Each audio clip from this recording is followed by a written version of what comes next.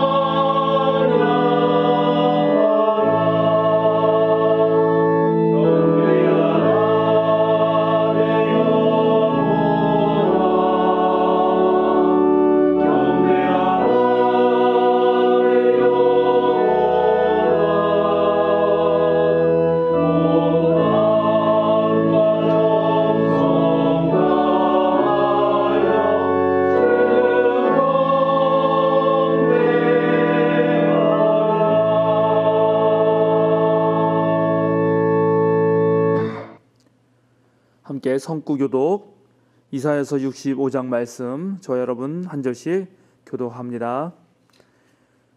보라, 내가 새 하늘과 새 땅을 창조하나니 이전 것은 기억되거나 마음에 생각하지 아니할 것이라. 너희는 내가 창조하는 것으로 말미암아 영원히 기뻐하며 즐거워할지니라. 보라, 내가 예루살렘을 즐거운 성으로 창조하며 그 백성을 기쁨으로 삼고 내가 예루살렘을 즐거워하며 나의 백성을 기뻐하리니 우는 소리와 부르짖는 소리가 그 가운데서 다시는 들리지 아니할 것이며 이와 어린 양이 함께 먹을 것이며 사자가 소처럼 짚을 먹을 것이며 뱀은 흙을 양식으로 삼을 것이니 나의 성산에서는 해함도 없겠고 상함도 없으리라. 여호와께서 말씀하시니라. 아멘. 예배 찬송 43장 즐겁게 안식할 날 함께 부르시겠습니다.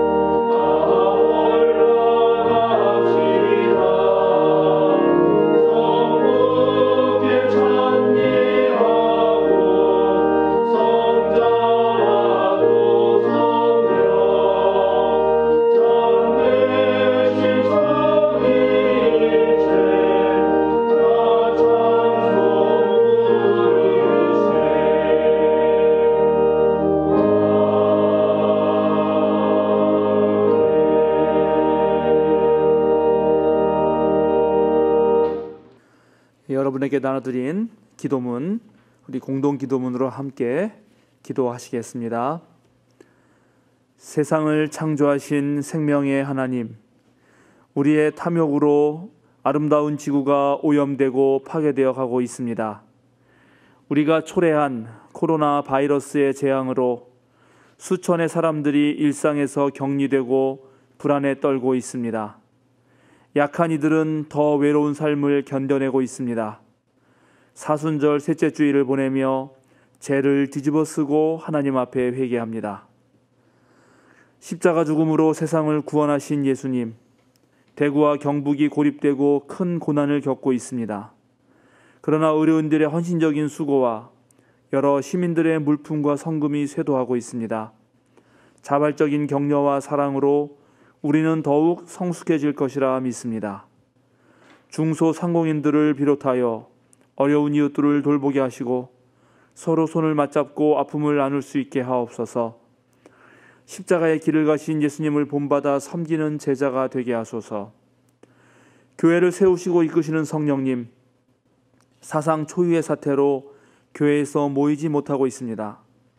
이런 때일수록 나태하거나 무감각해지지 않도록 우리의 믿음을 견고하게 하여 주소서.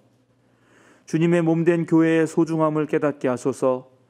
우리가 지치고 힘들 때 성령께서 역사해 주시고 성도들과의 교제와 나눔을 통해 늘 새로워지게 하소서. 위기에서도 우리 앞에 성큼 다가선 봄을 바라보며 미소와 여유를 잃지 않는 소망의 사람들이 되게 하옵소서. 사순절 넘어 부활의 아침을 소망하며 부활이요 생명이신 예수님 이름으로 기도드립니다. 아멘.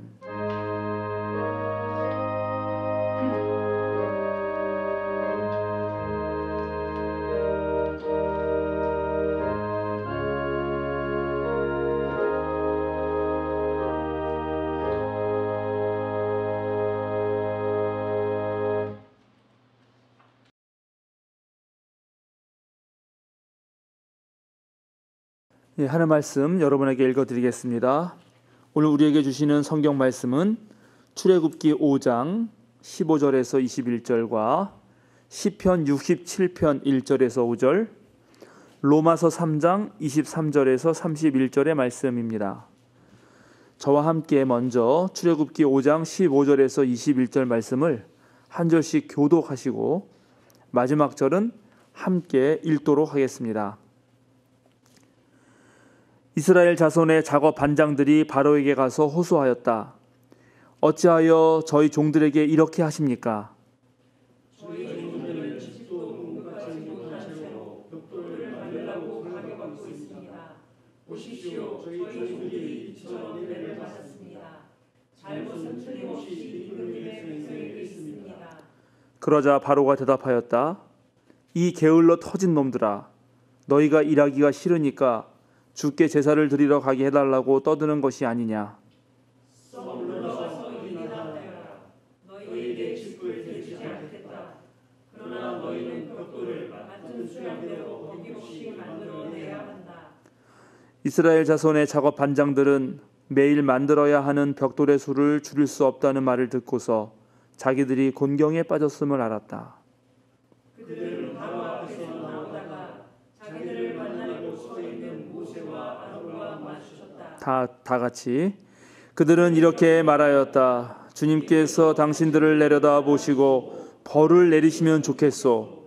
당신들 때문에 바로와 그의 신하들이 우리를 미워하고 있소. 당신들은 그들의 손에 우리를 죽일 수 있는 칼을 쥐어준 셈이요. 다음은 시편 67편 1절에서 5절의 말씀입니다. 저와 함께 교독하시고 또 마지막 절은 함께 읽겠습니다. 하나님, 우리에게 은혜를 베풀어 주시고 우리에게 복을 내려 주십시오. 주님의 얼굴을 환하게 우리에게 비추어 주시어서 온 세상이 주님의 뜻을 알고 모든 민족이 주님의 구원을 알게 하여 주십시오. 하나님, 민족들이 주님을 찬송하게 하시며 모든 민족들이 주님을 찬송하게 하십시오. 주님께서 온 백성을 공의로 심판하시며 세상의 온 나라를 인도하시니 온 나라가 기뻐하며 큰 소리로 춤추면서 노래합니다. 다 같이 하나님, 민족들이 주님을 찬송하게 하시며 모든 민족이 주님을 찬송하게 하십시오. 마지막으로 로마서 3장 23절에서 31절의 말씀입니다. 한 절씩 교독하고 마지막 절을 함께 읽겠습니다. 모든 사람이 죄를 범하였습니다. 그래서 사람은 하나님의 영광에 못 미치는 처지에 놓여 있습니다. 그러나 사람은 그리스도 예수 안에서 얻은 구원으로 말미암아 하나님의 은혜로 값이 의롭다는 선고를 받습니다. 하나님께서는 이 예수를 속죄 제물로 내주셨습니다. 그것은 그의 피를 믿을 때에 유효합니다. 하나님께서 이렇게 하신 것은 사람들이 이제까지 지은 죄를 너그럽게 보아주심으로써 자기의 의를 나타내시려는 것이었습니다. 하나님께서 오래 참으시다가 지금 이때 자기의 의로우심을 나타내신 것은 하나님은 의로우신 분이시라는 것과 예수를 믿는 사람은 누구나 의롭다고 하신다는 것을 보여주시려는 것입니다. 그렇다면 사람이 자랑할 것이 어디에 있습니까? 전혀 없습니다. 무슨 법으로 의롭게 됩니까? 행위의 법으로 됩니까? 아닙니다. 믿음의 법으로 됩니다. 사람이 율법의 행위와는 상관없이 믿음으로 의롭다고 인정을 받는다고 우리는 생각합니다. 하나님은 유대 사람만의 하나님이십니까? 이방 사람의 하나님도 되시지 않습니까? 그렇습니다. 이방 사람의 하나님도 되십니다. 참으로 하나님은 오직 한 분뿐이십니다. 그러므로 하나님께서는 할례를 받은 사람도 믿음을 보시고 의롭다고 하시고 할례를 받지 않는 사람도 믿음을 보시고 의롭다고 하십니다. 다 같이 그러면 믿음으로 말미암아 우리가 율법을 폐합니까? 그럴 수 없습니다. 도리어 율법을 굳게 세웁니다. 아멘. 오늘 우리에게 주어진 성경 말씀을 가지고 제가 은총의 능력이라는 제목으로 함께 여러분들과 말씀을 나누겠습니다. 지난 11일에 세계보건기구는 이 신종 코로나 바이러스 감염증에 대해서 세계적 대유행, 즉 팬데믹을 선언했습니다. 1968년 홍콩발 변종 인플루엔자로 인한 독감과 또 2009년 우리가 잘 알고 있는 신종플루에 이어서 이번이 세 번째입니다. 팬데믹은 대다수 사람들이 면역력을 갖고 있지 않은데 그런 바이러스가 전 세계로 확산되는 것을 의미합니다. WHO 즉 세계보건기구는 감염병 위험 수준에 따라서 1단계에서 6단계의 그 경보 단계를 설정하는데 팬데믹은 바로 최고의 단계인 6단계입니다. 지난해 12월 31일에 중국에서 첫 코로나19 발병이 보고된 이후에 불과 70여일 지나는 동안 확진자 수는 전 세계적으로 12만 명이 넘었고 또 사망자는 4,300명이 넘어섰습니다. 확진자가 발생한 국가는 최소 118개국에 달하고 있습니다. 이번 전염병 대유행을 통해서 각 국가가 어떻게 대처하고 있는지가 정말 다양한 뉴스들을 통해서 알려지고 있습니다. 지금 유럽에서는 이탈리아가 난리인데요. 이탈리아는 지금 전국 봉쇄령을 내렸습니다. 움직이지 못하는 거죠. 그런데 그렇게 내렸음에도 불구하고 15,000명이 넘는 확진자와 또 1,000명이 넘는 사망자가 생겼습니다. 프랑스와 독일은 이탈리아의 사례를 보고 이게 봉쇄령으로도 소용이 없구나 하면서 다른 방식을 고민하고 있고 또 미국의 트럼프 대통령은 갑자기 유럽 사람들의 입국을 금지했습니다. 일본은 또 이와는 달리 중국과 한국인에게만 무비자 입국을 중단하고 또 기존 비자에 대해서도 효력을 정지했습니다. 그런데 세계 각국의 이런 조처들을 가만히 살펴보면은 각 나라의 의료 수준과 또 재난 처리 능력들이 드러나고 있습니다. 그런데 우리나라의 질병 대응 시스템은 특별히 진단과 환자 격리 및 보호에 있어서 세계 어느 나라보다도 모범적인 사례로 언급되고 있습니다. 그래서 실제로 치사율이 무척 낮습니다. 0.8% 정도 됩니다. 이탈리아는 지금 6%가 넘어가고 있죠. 원래 세계보건기구는 3% 정도로 예상했는데 지금 이탈리아는 배가 되고 있습니다. 전 세계 언론과 지식인들은 그래서 우리나라를 배우라면서 자신의 정부를 비판하고 있습니다. 그런데 도리어 우리나라의 대형 언론사들은 정치적으로 아주 편향된 보도를 하면서 오히려 한쪽으로 치우쳐서 중국 혐오라든가 또 가짜 뉴스를 퍼뜨리고 일본의 문제점에 대해서는 철저히 감추면서도 정부가 하는 일에 대해서는 사실 확인 없이 아주 비난 일색의 보도를 하고 있습니다. 또 과도한 공포심을 불러일으켜가지고 오히려 자영업자들에게 피해를 주고 있습니다. 지난 촛불혁명 이후에 우리 한국 사람들은 정말 점점 날이 갈수록 진보하고 있는데 오히려 언론들과 정치인들 그리고 권력을 쥐고 있는 검찰들의 개혁이 후퇴하는 것처럼 보입니다. 그래서 우리 시민들이 오히려 이럴 때 상황들을 잘 살펴서 사태들을 정확하게 파악하고 그리고 그에 따라 적절하게 판단하고 대처해야 할 것 같습니다. 전 세계가 코로나19로 몸살을 앓고 있는 지금 우리가 확실하게 깨달아야 할 것은 이제 전 지구가 하나로 연결되어 있다고 하는 사실입니다. 모든 것이 연결되어 있기 때문에 나 하나만 생각하기보다는 이 연결된 전체가 어떻게 함께 생존할 것인가를 늘 생각해야 한다는 것입니다. 세계적인 카톨릭 신학자 한스킹 박사는 지금으로부터 30년 전 그러니까 1990년에 세계 윤리 구상이라는 책을 내면서 이제 문명의 충돌로 인해서 인류의 공멸을 막기 위해서는 모든 인류에게 적용되는 하나의 윤리가 필요하다는 것을 역설한 적이 있습니다. 서로 다른 국가 또 다른 지역, 문화, 종교가 지닌 그런 윤리적인 명제가 서로 다르다 하더라도 이제 인류는 하나의 지구에서 공존하기 위해서 공동의 가치를 세우고 또 표준이나 태도에 있어서도 최소한의 기준을 가져야 된다고 한스킹은 말합니다. 모든 차이를 뛰어넘어서 모든 사람이 교감할 수 있는 가장 근원적인 윤리가 필요하다는 것입니다. 그런데 그가 제시하는 첫 번째 원리는 바로 생명을 존중하라입니다. 여기서 생명은 단순히 인간의 생명만을 말하는 것이 아닙니다. 모든 생명체, 이 지구상에 존재하는 모든 동물, 식물 할 것 없는 모든 생명체의 생명을 존중하라는 것입니다. 제가 거듭해서 말씀드렸지만 이 신종 코로나 바이러스도 그동안 우리 인간들이 피조세계 전체의 생명을 경시했기 때문에 발생한 것입니다. 세계보건기구는 새로운 전염병이 발생해서 이게 세계적으로 이렇게 유행하는 원인은 지구의 인구가 늘었고 또 동물에 기생하는 각종 바이러스와 접촉이 많아지고 병원체의 전파를 확장시키고 가속화시키는 그런 국가 간 여행이라든가 교역들이 증가했기 때문이고, 그런데도 불구하고 새로운 전염병에 대처해야 할 그러한 새로운 공중보건 체계를 만들지 못한 상태에서 기존의 항생제를 너무나 남용해왔기 때문에 생기는 것이다라고 말하고 있습니다.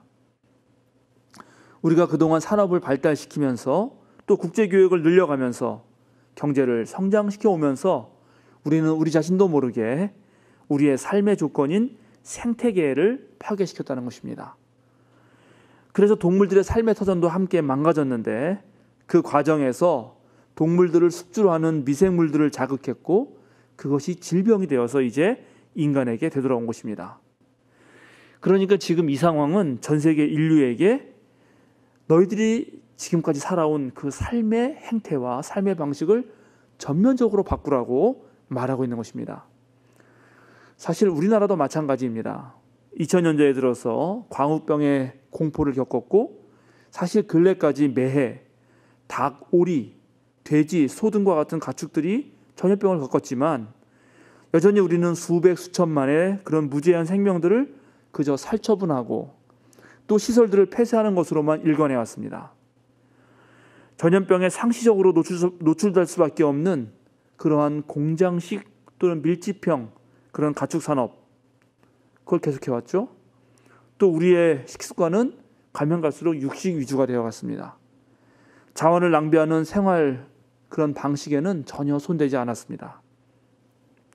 사실은 잘 살아보겠다고 하는 우리의 행동들이 이제 우리를 죽음의 위협으로 몰았다는 이 사실을 지금 우리는 깊이 자각해야 합니다. 우리의 삶을 획기적으로 변화하지 않으면 앞으로 신종 코로나 바이러스와 비슷한 변종 바이러스가 계속해서 출현할 것이고 그때마다 인류는 지금과 같은 어려움을 겪게 될 것입니다. 오늘 시편의 말씀은 하나님께서 우리에게 은혜를 베풀어 주시기를 아주 간절히 기도하고 있는 시인의 사정을 말하고 있습니다. 정말 주님의 얼굴을 환하게 우리에게 비춰주셔서 모든 민족이 주님의 구원을 알게 해달라고 간청하고 있습니다. 정말 전 세계적으로 전염병이 창궐하는 이 시기에 우리 모두의 마음이 아닐까 생각합니다. 하루빨리 코로나19가 안정되어서 모든 민족들이 하나님을 찬송할 수 있으면 좋을 것이라 저도 생각합니다. 시편은 계속해서 모든 민족을 언급합니다. 사실 유대인들은 자신들이 하나님께서 택하신 백성이라는 그런 선민의식에 사로잡힌 그런 백성이었지만 그러나 그들이 신뢰하고 따르면서 경배하는 하나님은 우주의 하나님이시고 모든 민족의 주님이시라는 사실을 잊지 않았습니다. 우리도 이 신앙 고백을 이어나가서 언제나 인류 보편의 문제를 고민하고 함께 해결해 나가려는 그런 마음을 지녀야 할 것입니다. 오늘 시편의 저자는 하나님께서 온 백성을 공의로 심판하신다라고 말하고 있습니다. 여기에서 공의란 모두에게 적용되는 올바름을 말합니다. 우리가 살아가면서 하는 생각과 행동이 인류 전체, 즉 생명을 가진 모든 존재들이 모두 똑같이 해도 좋은가를 묻게 되면은 우리는 올바르게 살 수 있습니다. 우리나라의 전염병 확산의 주범으로 지목된 신천지의 나쁜 행위는 전도를 하면서 자신들이 신천지임을 밝히지 않고 거짓으로 사람들을 속인다는 것입니다. 한번 여러분 생각해 보시죠. 지구의 모든 사람들이 거짓말로 사람들을 속인다. 자신의 목적을 위해서 서슴없이 거짓말을 한다면 어떻게 될까요? 그럼 우리 사회는 도대체 어떤 사회가 될까요? 무신분립이라는 말이 있듯이 신뢰가 없으면 모든 공동체와 사회는 무너집니다. 우리가 사 먹는 음식, 써야 하는 모든 제품들을 믿을 수 없다면, 우리가 공직자들을 믿을 수 없다면, 우리가 의사를 믿을 수 없다면, 학교 선생님을 믿을 수 없고 부모가 자식을 믿을 수 없고 국민이 국가를 믿을 수 없다면 그리스도인들이 자신들의 공동체인 교회를 신뢰하지 못하고 하나님을 믿지 못한다면, 사람이 사람을 믿지 못한다면 바로 그런 사회야말로 지옥일 것입니다. 이제 모든 것이 빠르게 변화하고 다양한 관계들이 복잡하게 연결된 사회에서 모두가 함께 살아가는 방법을 진지하게 모색하지 않으면 안 됩니다. 만약에 그런 일을 하지 않으면 우리의 삶의 질은 계속해서 추락할 수밖에 없습니다. 그런데 이제 우주를 이끄시고 또 우주를 돌보시는 그 하나님의 뜻을 바르게 알고 주님의 은총 가운데 서로 신뢰하는 삶을 살아간다는 것은 그렇게 쉬운 일은 아닙니다. 오늘 우리가 함께 읽은 구약의 말씀을 보겠습니다.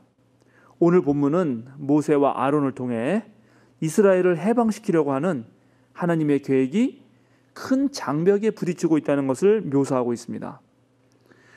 하나님은 가지 않겠다고, 나는 부족하다고 하는 모세를 설득해서 애국으로 보냈지만 역시 최고 권력자인 바로는 한치의 양보도 없습니다. 광야로 가서 제사를 드리겠다는 아론과 모세의 말에 바로는 역정을 냅니다. 히브리 백성이 일하기 싫어서 핑계를 대는 것이다, 그렇게 치부해버립니다. 그리고 집도 제공하지 않으면서 이제 이전과 똑같이 벽돌을 만들라고 명령합니다. 작업량은 그대로인데 스스로 재료를 구해오게 한 것입니다. 마른 하늘에 날벼락이 떨어진 것입니다. 이제 히브리 노동자들은 두세 배 힘든 노동을 감당해야만 하는 그런 상황에 이릅니다. 우리가 세상을 살아보면 세상의 강자들은 약자들의 처지를 전혀 고려하지 않습니다. 기득권을 가지고 있는 사람들은 절대로 그 권력을 놓지 않습니다. 함께 좀 잘 살아보자 라는 말에 거의 동의하지 않습니다. 이 게을러 터진 놈들 이라면서 낙인을 찍고 너희가 일하기 싫기 때문에 핑계를 대는 것이라고 윽박지릅니다. 이스라엘 출신의 관리자들은 열심히 노력해봤지만 아무 소용이 없습니다. 힘이 작동하는 세계에서 힘없는 자들이 할 수 있는 것은 거의 없어 보입니다. 이제 어떤 저항도 할 수 없고 꼼짝없이 하루아침에 이전보다 훨씬 더 고된 노동을 하게 된 이들은 만만한 모세와 아론에게 비난의 화살을 쏩니다. 수평폭력이 일어나는 것입니다. 수평폭력이라는 것은 아주 거대하고 불의한 그런 힘 앞에서는 아무런 말도 하지 못하면서 그것 때문에 받은 그런 스트레스는 오히려 자신과 비슷한 처지에 있는 그런 약한 자들에게 쏟아붓는 것을 말합니다. 악의 세력과 싸우지 못하고 오히려 동지들에게 비난의 화살을 쏘기 때문에 이 세상을 새롭게 바꾸려는 그런 노력은 물거품이 되고 맙니다. 모두 함께 협력해보자는 그런 제안은 언제나 나 자신들만 잘 살겠다고 하는, 정말 남들을 눌러서라도 내 가지고 있는 것을 놓지 않겠다고 하는 그런 강력한 힘 있는 사람들의 교묘한 꾀에 밀리고 맙니다. 또 한편 오랜 시간 종으로서, 그저 노예로서 자신의 삶을 유지하던 이들은 자발적으로 노예 생활을 합니다. 노예 생활에 익숙하기 때문에 근원적으로 개혁하고자 하는 마음과 힘이 부족합니다. 먼저 깨친 사람들이 한번 바꾸려고 하면 그때마다 노예 근성이 불쑥 튀어나옵니다. 제풀에 스스로 포기하거나 또 개혁하려는 사람들을 방해합니다. 개혁해봤자 소용없어. 오히려 역효과를 가져올 거야. 실제로는 훨씬 더 위험해질걸? 이런 것도 아니면 아직 시기상조야 라고 말하면서 개혁의 의지를 꺾습니다. 그러나 진정한 혁신이라고 하는 것은 바로 그런 어려움들을 뚫어낼 때만 가능한 것입니다. 그만큼 혼신의 힘을 다해서 몸을 불살라야 합니다. 그래서 참 자유를 찾던 사람들은 이렇게 외쳤습니다. 자유가 아니면 죽음을 달라. 정말 죽을 각오를 해야지 오히려 살아냈던 것이죠. 저는 앞으로 한국 개신교도 이런 위기 상황에 놓일 것이라고 생각합니다. 정말 많은 미래학자들이 우리나라가 통일이 되지 않는다면 경제적으로 매우 힘들어질 것이라고 예견하고 있습니다. 그리고 교회는 사회 속에 있습니다. 한국 사회 전체가 불안해지고 힘들어지면 교회도 영향을 받게 되어 있습니다. 신천지가 아무리 자기네들끼리만 천국을 만들려고 그렇게 했지만은 바로 그러다가 이 사회에 엄청난 무리를 빚고 지금 이렇게 탈탈 털리는 그런 상황이 된 것처럼 우리가 하나님 나라를 일군다고 할 때 그것도 이 땅에서 이루는 것이지 이 세상과 무관한 저 하늘에 만들 수는 없는 것입니다. 교회가 세상과 소통하지 못하면 세상의 변화에 둔감하게 되고, 그러면 세상의 변화에 따라서 준비할 수 없기 때문에 위기의 순간에 바로 무너지게 됩니다. 사실 우리 생명사랑교회는 매우 작은 교회이고 그래서 넉넉하지는 못합니다. 여러 면에서 볼 때 약하고 부족합니다. 그러나 이런 상황에서도 우리가 잘 살아가려면 가장 먼저는 우리 교인들이 서로 하나가 되어야 합니다. 근데 하나가 될 때 기준이 있어야 되는데 그 기준은 하나님의 뜻이어야 됩니다. 우리가 정확하게 하나님의 뜻이 무엇인지 알아야 되기 때문에 그 일에 열심을 내어야 합니다. 참된 신앙을 가지고 똘똘 뭉쳐서 이 세상의 흐름을 살펴가면서 준비할 수 있다면 사실은 걱정이 없습니다. 코로나 상황처럼 앞으로 많은 장벽이 생기고 담은 높아지고 거센 풍랑 또한 앞으로 몰려올 것입니다. 그래도 믿음으로 담대하게 나섰던 이 아론과 모세를 통해서 하나님은 결국 출애굽의 역사를 이루어내셨습니다. 그러니까 우리 생명사랑교회도 하나님의 뜻을 올바로 믿는다면 거친 풍랑을 이겨내고 또 우뚝 설 것입니다. 오늘 바울 사도께서는 모든 사람이 죄를 범하였다라고 말하고 있습니다. 그리스도교가 말한 죄란 우리가 겪고 있는 모든 고통의 원인이 되는 것입니다. 모든 사람은 한계를 가지고 있습니다. 모든 사람은 욕망이 있습니다. 모든 사람은 좀 더 편하고 안락한 삶을 갈망합니다. 그런데 이런 모든 것들이 연결되면서 우리는 죄를 짓게 되고 위기를 초래합니다. 바로 우리 자신의 삶의 방식이 문제를 일으키고 있다는 것을 깨달아 알아야 합니다. 그것을 깨닫지 못하면 우리는 반복되는 실수를 하게 됩니다. 모든 인간은 실수하는 존재라는 사실을 인정하고 그 바탕 위에서 늘 조심하고 신중하게 또 남을 배려하면서 이를 도모해야 합니다. 우리가 실수를 안 할 수는 없지만은 실수를 줄일 수는 있기 때문입니다. 성경은 첫 사람들이 하나님의 명령을 어기기 전에는 에덴 동산에서 하나님과 동행하는 삶을 살았다고 말합니다. 태초에 그 인간은 하나님의 영광에 참여할 수 있었고 자신에게 주어진 하나님의 형상으로 하나님과 소통하면서 또 생명나무의 열매를 먹으면서 온전한 삶을 누릴 수 있었습니다. 그러나 하나님의 명령을 어긴 후 모든 사회적 조건과 생존의 환경은 이제 하나님과 온전한 소통을 누리지 못하게 되었고, 그래서 인간은 자신의 근원에서 이탈해서 소외된 삶을 살게 되었습니다. 생명의 근원이신 하나님께서 멀어졌기 때문에 자유는 불안이 되었고, 노동은 고통이 되었고, 삶은 두려움이 되고, 죽음은 공포가 되었습니다. 심판대에 자정하신 창조주 앞에서 두려워 떠는 인간으로 살 수밖에 없는 그런 상황이 되어버린 것입니다. 물론 그 후로 인간은 오랜 역사를 거듭 살아오면서 이 두려움과 불안을 없애기 위해서 문명을 만들었고 지식의 양도 늘렸고 자연과학도 발달시켰습니다. 그러나 여전히 우리의 삶은 아직도 불안하고 두렵습니다. 내가 많은 것들을 소유하고 가지면은 혹시 불안을 잠재우지 않을까 생각도 해봤고, 좀 더 내가 높은 지위에 올라가면 두려움이 덜하지 않을까 그렇게 생각했지만 결과는 마찬가지입니다. 오히려 소유하고 높은 자리를 차지하려는 그 과정에서 또 고통을 양산했습니다. 바울 사도께서 말씀하신 대로 우리들의 행위로 완전한 삶을 이룰 수는 없습니다. 공로가 많다고 해서 구원을 얻는 것이 아닙니다. 많은 행적은 오히려 사람을 교만하게 하거나 그 행적을 계속 유지하기 위해서 지치게 만들었습니다. 능력이 많은 이들은 오히려 남을 깔보고 무시했습니다. 그래서 사람들의 삶에는 늘 불평과 불만, 시기와 질투, 또 경쟁 속에서 눈치 보고 싸우고 좌절하는 일들이 가득했습니다. 이 모두를 뛰어넘는 구원의 길은 과연 어디에 있을까요? 잘난 사람과 못난 사람, 가진 사람과 못 가진 사람, 그 영화 기생충에 나오는 2층 집에 사는 사람과 또 반지 하나 지하에 사는 사람들이 어떻게 인생의 이런 부조리들을 극복하고 구원을 얻는 길은 과연 어디에 있을까요? 바울 사도께서는 우리에게 그 길을 보여주고 있습니다. 그것은 값없이 베푸시는 하나님의 그 은총을 선물로 받아들이라는 것입니다. 우리는 모두 죄를 지을 수밖에 없는 존재여서 하나님의 영광에 이르지 못하지만 하나님께서는 예수님을 통해서 그런 우리를 있는 그대로 받아주셨다는 것이고 우리를 의롭게 여겨주셨다는 것을 깊이 깨달으라고 바울사도는 우리에게 조언합니다. 그러니까 내 삶은 내 것이 아니라 하나님으로부터 어떤 조건도 없이 주어졌으니 하나님으로부터 주어진 그 선물을 온전히 누리라는 것입니다.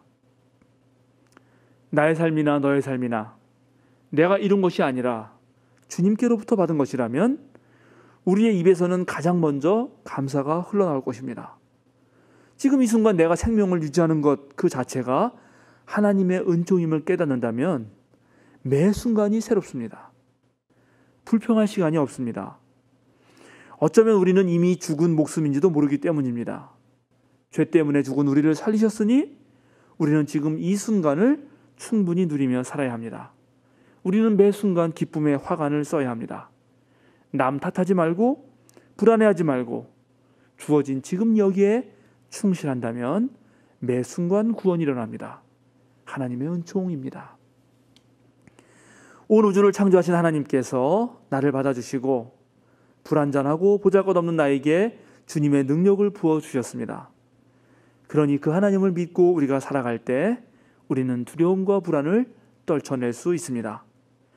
하나님 안에서 소명을 찾고 그 소명으로 주어진 삶을 실현해가는 그런 우리가 되어야겠습니다. 말씀에 따라 살아가는 그 하루하루의 삶이 정말 하나님의 은총으로 구원의 능력을 맛보는 여러분들 되시기를 바랍니다. 함께 기도하겠습니다. 생명을 주관하시는 하나님, 주님의 크신 은혜를 구하며 기도드립니다. 신종 코로나19 바이러스로 전 세계 사람들이 어려움을 겪는 이때 우리들에게 위로와 힘을 주십시오. 우리들의 무지와 탐욕이 불러온 일이 아닌지 성찰할 뿐만 아니라 빠르게 모든 혼란을 극복하고 대처할 수 있는 지혜도 주십시오. 주님, 상황이 어려워도 우리는 늘 주님의 은혜에 감사드립니다. 주님께서는 예수를 보시고 우리를 값없이 의롭다고 해주셨습니다. 우리는 우리 자신이 결코 의롭지 않음을 잘 압니다. 그러나 주님께서 그렇게 보아주시기에 우리는 의롭게 살게 됩니다. 감사드립니다. 은혜를 잊지 않으며 살겠습니다.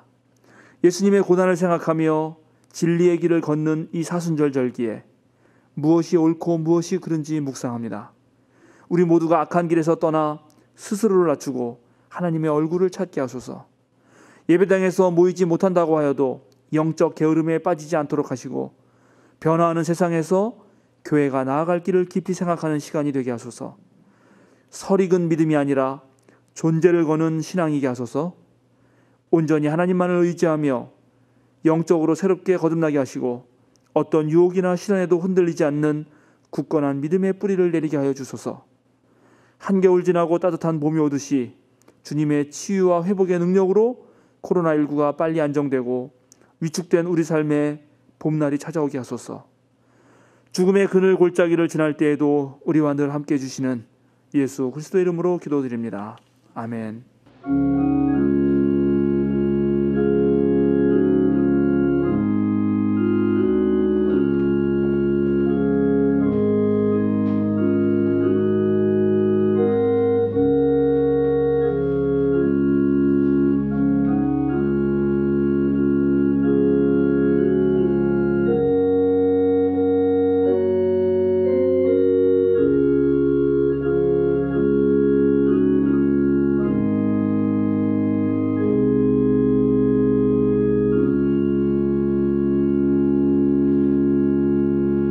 사도신경으로 우리의 신앙을 함께 고백하시겠습니다.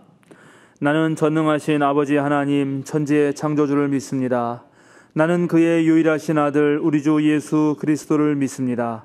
그는 성령으로 잉태되어 동정녀 마리아에게서 나시고 본디오 빌라도에게 고난을 받아 십자가에 못 박혀 죽으시고 장사된 지 사흘 만에 죽은 자 가운데서 다시 살아나셨으며 하늘에 오르시어 전능하신 아버지 하나님 우편에 앉아 계시다가 거기로부터 살아있는 자와 죽은 자를 심판하러 오십니다.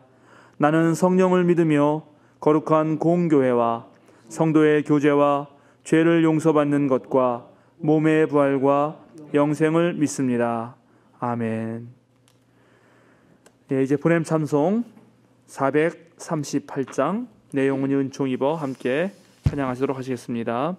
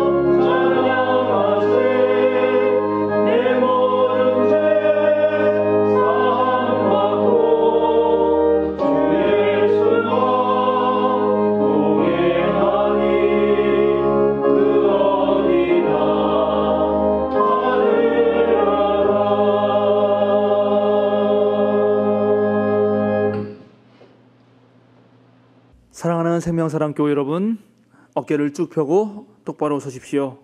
세상으로 당당하게 그리고 힘차게 걸어 나가십시오. 자유인으로 서십시오. 값없이 베푸시는 주님의 은총을 마음껏 누리십시오.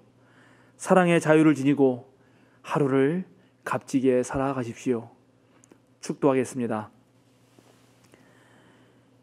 그리스도의 온기가 여러분들을 치유하고 그리스도의 눈이 여러분들을 응시하며 그리스도의 평화가 여러분에게 언제나 있을 것입니다. 지금은 우리 주 예수 그리스도의 은혜와 하나님의 사랑과 성령의 사귐이 은총의 능력으로 나와 이웃의 아름다운 삶을 위해 헌신하는 생명사랑 교우들 위해 지금으로부터 영원토록 함께 하시기를 간절히 축원하옵나이다. 아멘.